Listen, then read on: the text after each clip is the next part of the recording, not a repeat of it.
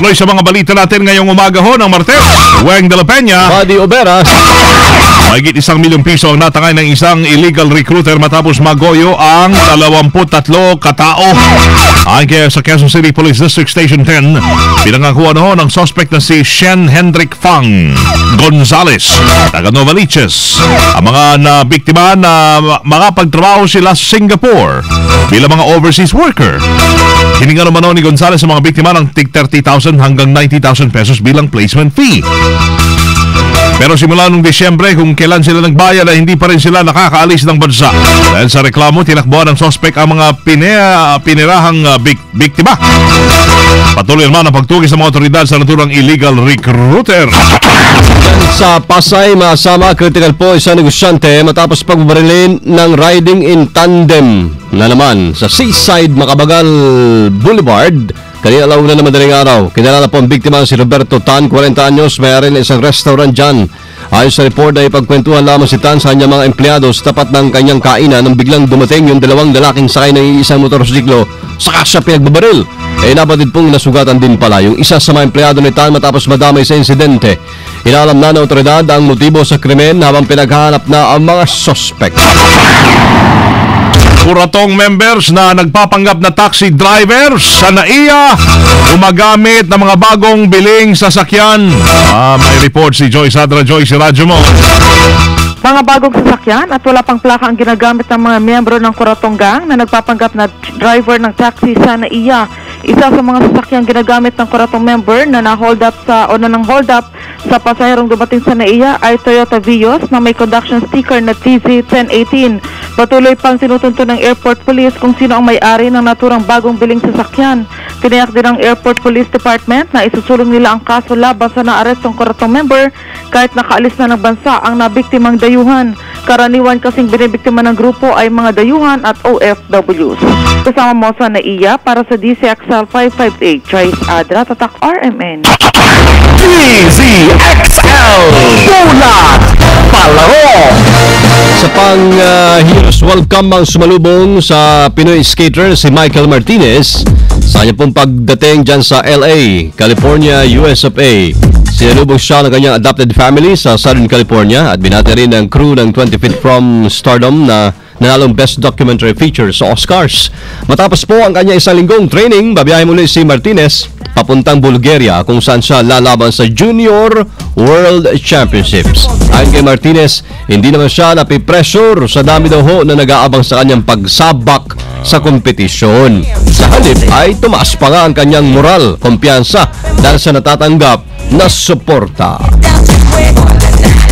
MVP naman ng sponsor, di ba? Bahala. Hindi ba naman tataas ang iyong kwan? Ano pa bang e-sport ang wala pa tayong kalahok? Mali? Lahat naman nilalaro ng Pilipino. Lahat na ba? Pati pondo ng bayan.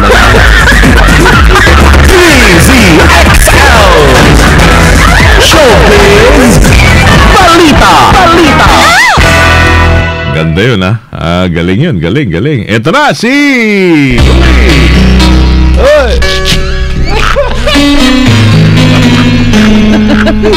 Alam nyo, gusto ko sana maglaro rin. Oo. Diba? Kami rin nilalaro ang aming mga puso. Diba? At tayo mga Pinoy, ganon. Nilalaro ang kapwa. Diba? Lahat may laro. Oo. Hello, everybody. Morning. Everywhere. Morning, laro. Alam mo, dati may kasama kami dito, Chichi Laro. Ay, Chichi. Oo. Alam ko, kwan yun. Kumbaga, sa English, si Legendary. Chichi Laro. Oo. Hello, Chichi Laro. Saan ka na ngayon naglalaro? Oo. At saka si Bibi Borby. I have a slowly muna. Listen to me, ha? Si Mitch, bakit ka naka-blue ngayon? Kahapon naka-pink si Mitch. Ngayon naka-blue. Alam mo naman, Nesyo, baka sa mood niya. Blue. Oo. tikom ang bibig ni Sarah Geronimo tungkol sa kanilang estado na ni Mateo Gudichuli.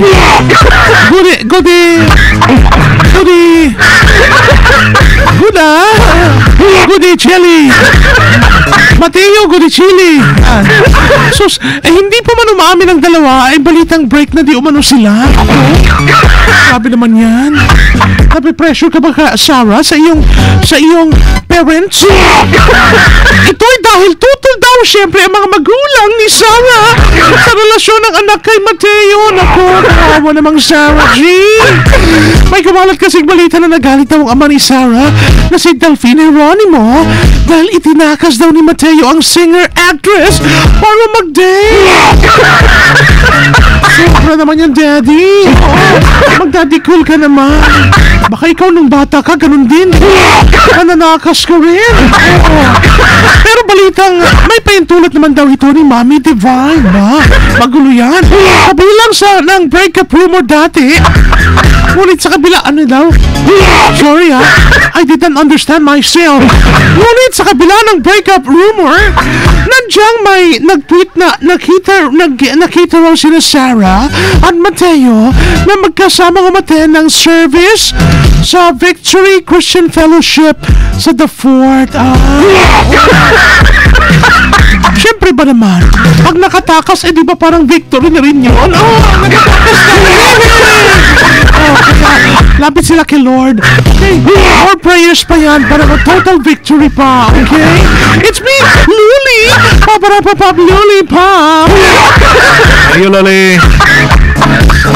Victory, Hindi gasgas, hindi umatras. Victory, hindi Victoria. Ano bang... Ito ang pag-ibig. Yung iniisip ninyo, Bimagas. Ayan, humingi ho ng coverage. Humingi ng special coverage si PB. Yes. May isa pa bang angulo dyan? Ay, kaya dalawang Sige. buwan na to. Dalawang coverages. Dahil Himagaspang, ito PB. Magandang umaga mga kasama sa Shanghai. PB, Yes? wala lang. Kung magbibigay ka ng regalo, syempre mas magandang personalize o sariling gawa bago mo ibigay sa taong mahal mo, di ba? Kayo ba gusto niyo makatanggap ng ganon? Nang? Personalize Na na ano? gift. Yung Pwede ba pangalan mo. yung personal lang? Pwede rin yung person, pero kung gamit. Di ba syempre mas maganda personalize? Dapat naman talaga nakapangalan sa'yo yung gamit, di ba? Sa mapunta, ibang pangalan, tapos kukunin mo. Yun lang. Hindi personalize yun, di ba? Pag nanakaw. Oo. Pero wala nang sigurong tatalo sa tiyaga ng isang 60 years old na si Xiang Renxian para makagawa ng coat at hat para sa kanyang asawa. Biruin nyo ba naman? 11 taon lang naman niyang iginugol bago ito matapos ang kanyang regalo. Hindi ito pangkaraniwan dahil ang kanyang ginamit sa paghahabi ay ang kanyang sariling buhok. Oh. Nagsimulang kolektahin ni Renxiang ang mga naglalagas niyang buhok noong 34 years old lamang siya. Nabatid na 2003 nang umpisahan niya ang kanyang proyekto at natapos ang coat noong 2008. Habang isinunod naman niya ang sombrero at natapos noong 2011. Ito siya mga kasama. Gawa sa buhok yan. Gawa sa sarili niyang buhok sa naglalagas niyang Ano yan, buhok. jacket? Parang sweater? Parang sweater at saka Nagawa, hat. Oo. Parang iba yung dati yung mga mahilig wag knit ba yun? Oo, magonchilyo. Yan. Bakit para puro tayong buhok ngayon? Maganda yan, Napansin ko pare. lang. Ha? Hindi yan masyadong didikitan ng langis. Oo. Tsaka kaso nakakaano kaya Hindi, to? di ba? Nakaka-protect Paano pala pang- Sip-sip ng langis sip-sip yan. ng langis. Oo. Napansin ko lang, parang bago si Rambo pumapasok, buhok yung pinag-uusapan natin. Siguro nararamdaman ng mga news yung pangangailangan ni Rambo. Siguro premonition yan, pare. Oo, na malapit na. Na talagang... May pag-asa. Oo, basta may buhok. May pag-asa. Kating limang hibla ng buhok ang What is pinagsama-sama hibla? niya. Hibla. Hibla. Tinahi? Yun na braid ba yun? Hindi. Ata. Hibla. Hibla. Hibla. Hibla. Oh, hibla. What is hibla? English, What Tagalog. is hibla in English? In Tagalog. Di ko I alam. don't know. Hibla ng buhok kasama weng. Hibla ng buhok. Isang perasong buhok is hibla. Yung pala yun. At ang isang Sir. peraso naman ng laman na tissue ay himaymay. Himay-may.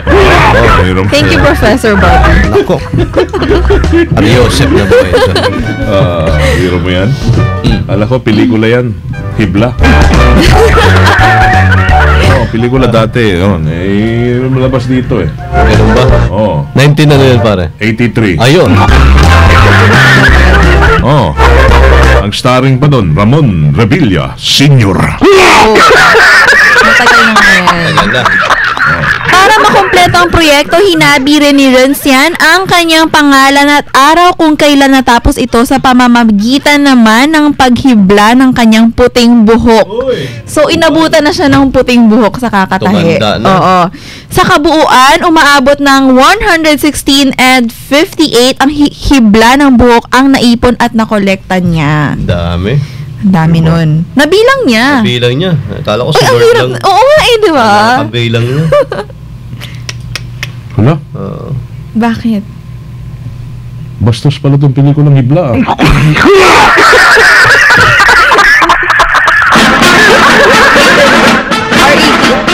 Hindi, meron palang hibla noong 2002. Remake. Alam na alam to ni Misteryoso yung... Ata nagbabalita nito. Gawa pa ng Viva Fit. Yung mga panahon ng mga ST. Hibla. Buhok. Rambola. Thank you. At yan po ang balitang pahimagas. Kundi si XL Sinwon Chongsen, Washer Phoebe, Tatak Army. Thanks, baby. DZXL Tula Trapiko. Ewan ko, napanood to ni Rambo Labay. Bye! Bye! Weng at buddy, hindi ko napanood yan, yung pelikula na yan. Hibla?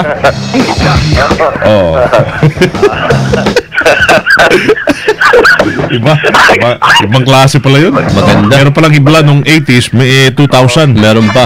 Hibla. Pero yung 2014, si Rambo nang bahala. Si Rambo ang bahala. Hibla. Ibang klase. Ikaw na ang hibala. Hibala. Hibla. Bahala. Yan, oo. Samantala, kasama ng Weng buddy, ang daloy ng trapiko sa kahabaan ng East Avenue, palayad hanggang mabagal ang usad ng mga sasakyan, lalo na pagdating sa elliptical road hanggang Pilcoa. Pagkalampas ito ay bagyang umusad pero mabagal ang usad ng mga sasakyan. Sa kabilang linya, mula sa kahabaan ng Commonwealth patungo naman sa bahagan ng EDSA, mabagal lalo na sa elliptical road paikot sa circle hanggang makarating sa East Avenue. Pagkalampas nito, bagyang umusad at muling babagal sa harapan ng Census. Pagkalampas nito ay tuloy-tuloy at muling babagal naman pagdating sa EDSA. M-O-T-T-O Mo. Aking M-O-T-T-O ko, bago aking M-O-T-T-O ko, abay, birthday boy ngayon, bukas pala si Ray Tisoy Argana ng Police Files. Yan, kasama natin birthday boy. Birthday boy. Tisoy ang tawag nito dahil talagang tisoy na tisoy ito ang tawag nito. Sa happy birthday din ng kasamahan ko sa hanap buhay. Ayun na niyang banggit. Basta kilala daw siya, birthday niya ngayon, magpapakain dito sa CCPD. Si Professor Eric Sanua, nakikinig din ha. Morning. Lalo na si Joby D. Guzman, laging nakikinig yan. Si Dasmark Park Balmores. Ang aking M-O-T-T-O ko, health is the greatest gift, contentment, the greatest wealth, faithfulness, the best relationship.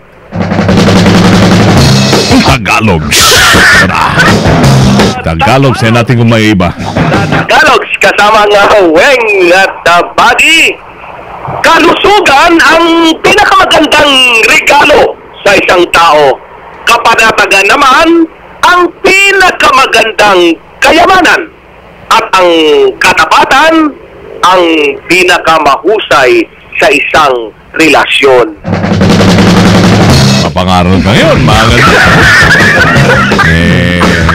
Parang may mga pinapatama ka ngayon na alam mo labay. Mga nakapaligid siguro sa'yo. Pinapaalalahan mo lang na kayo'y magbago-bago na, ha? Bago pa kayo habulin ng BIR. Emo, titiyo mo! Diba? Ito naman ang ating kot-koto. Kot-koto.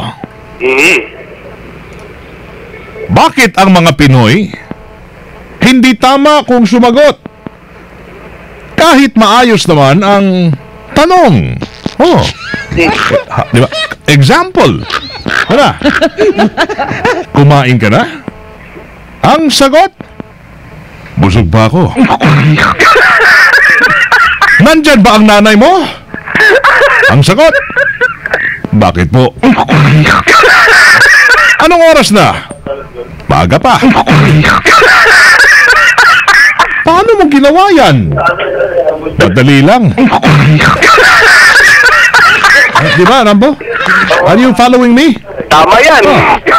Nagbayad. Ilan to? Oh, mali rin ang sagot ni Rambo. No, tinan mo. Pinoy na Pinoy nga naman talaga tayo. Sabi mo, are you following me? Are you following me? Sagot mo naman siya, tama yan. Ano tawag?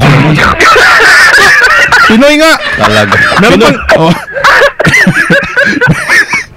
Meron pa dalawa. Ebidensya. Oh. Ba, eto pa. Matibay na ebidensya yun. Katawa ka rin sa sarili mo.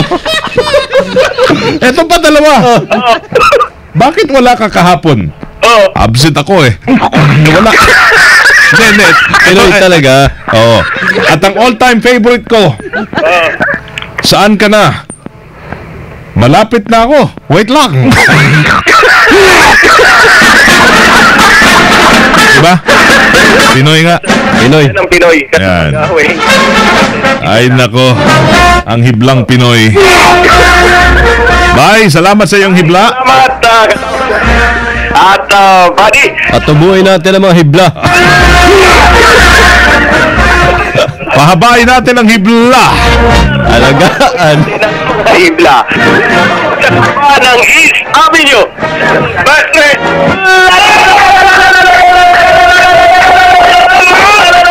Bye. Tata. RMN. Mga walang hibla, maniwala sa himala. Diretso mga naglalagablab ng mga balitang tatakarmen ang inyong napakinggan. Dito lamang sa DCXL 558. Pong umaga na ng Martes, 4 ng Marso, 2014. Tama. Tama naman sagot ko. Tama.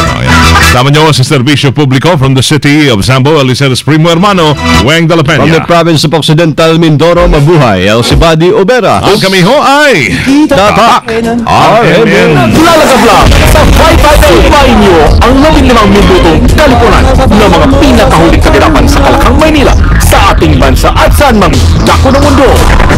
Naglalagablang dito lamang sa Unang Pihin DZXL 558, ang bagong kasama mo.